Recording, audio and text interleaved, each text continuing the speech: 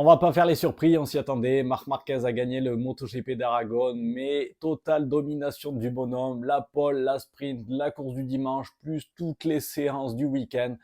Domination sans partage de Marc Marquez, forcément, c'est le pilote de la course, le pilote du week-end, il n'y a rien à dire sur lui, même si on savait que des fois qu'avec un excès de confiance, il pouvait y avoir des bêtises comme à Austin et à Jerez, là, il n'y a rien eu du tout.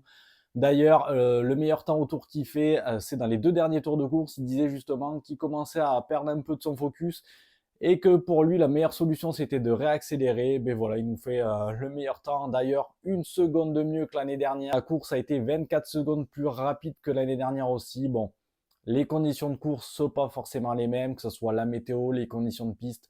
D'ailleurs, le Grand Prix était un peu plus tard dans la saison l'année dernière. Pour compléter le podium, Alex Marquez, c'est une habitude, Monsieur P2 comme on l'appelle. Course encore une fois, il n'y a rien à dire dessus, il a totalement dominé son sujet, encore une fois.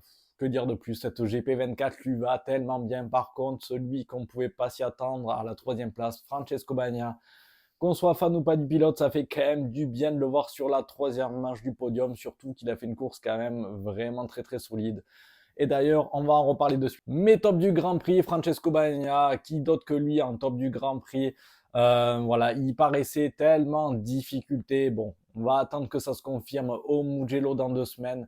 Mais là, le vendredi, c'était compliqué. Le samedi, il fait quand même une assez belle qualif, on peut le dire. Et la sprint, ça avait été complètement catastrophique. Pas du tout de rythme, pas mal d'erreurs. Et là, dimanche, sur le warm-up, juste après le warm-up, apparemment, ils ont trouvé une solution. Ça se situerait au niveau du frein avant, où chez Ducati et Pecco, ça a bossé. Il a retrouvé du feeling. On l'a trouvé bien plus à l'aise sur les entrées en virage, là où il avait des gros problèmes. Là, pas d'erreur sur tout le Grand Prix.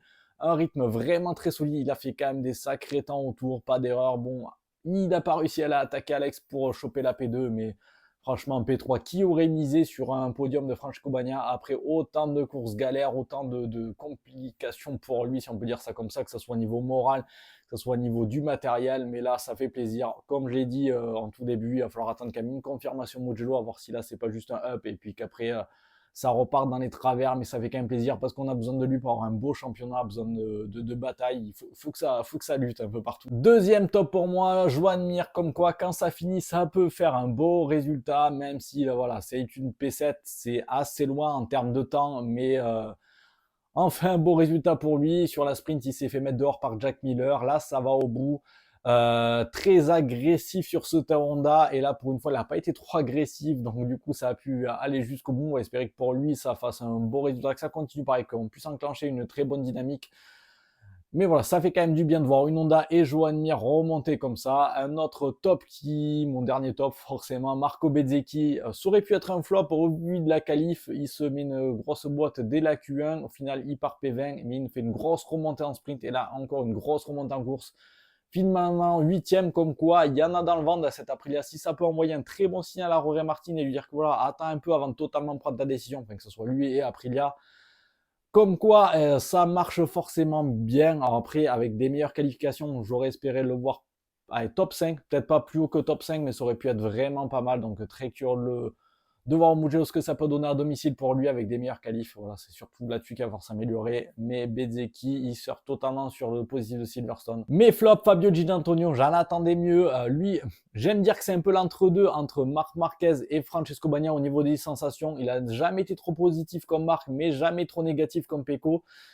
Mais là, il fait une course, pour moi, total anonymat. Les seuls fois où on le voyait en course, c'est quand il faisait des erreurs très en difficulté, j'ai trouvé. On va espérer que tout le positif qu'a trouvé Pecco, qui puisse l'adapter pour lui et faire de bien meilleurs résultats. Parce que je trouve qu'on tape à tort ou à raison sur Morbidelli assez facilement. Et là, DJ, moi, ça fait quelques courses. Je trouve qu'il est quand même vraiment dedans.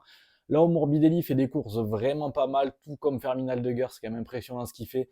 Et bien là, pour moi, j'attends quand même mieux, surtout qu'il reste GP25. Alors oui, le feeling, après, on verra, c'est à lui d'adapter. Deuxième flop, et c'est un deuxième flop à deux, nos deux Français, voilà, 2 résultats blancs pour eux. C'est un week-end très compliqué pour les deux, après des week-ends plutôt positifs, surtout pour Joan Zarco après une P1 et une P2. La sprint, ça avait été compliqué, la qualif, ça a été compliqué, et puis là, la course, ça a manqué de tout, de rythme, de tout. Au final, ça part à la faute.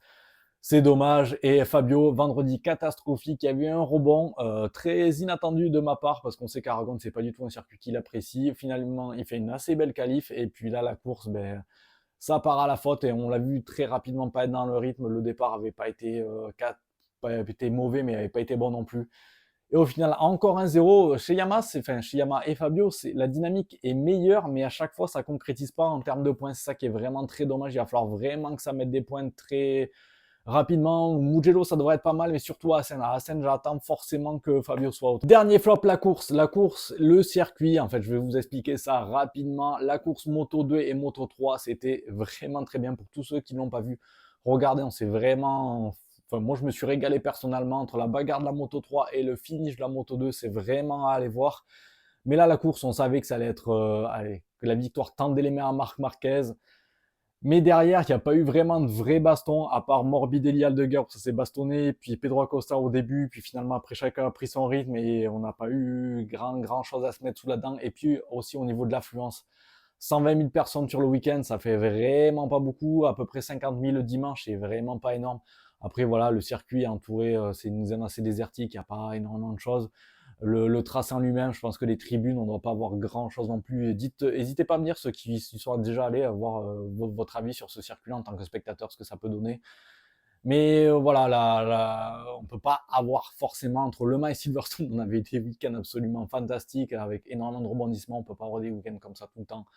Donc à voir au Mugello si on a quelque chose de mieux. Le top 10 de ce classement, donc voilà, Marquez qui domine devant son frère Alex, l'inattendu Francesco Bagnaia qui revient sur cette troisième marche. Je vous laisse regarder le reste, malheureusement il n'y a pas de français.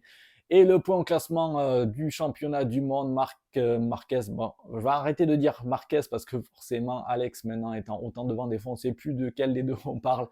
Mais Marc qui fait un petit gap sur son frère, qui, Alex, fait de la résistance quand même, à toujours s'accrocher à cette deuxième place.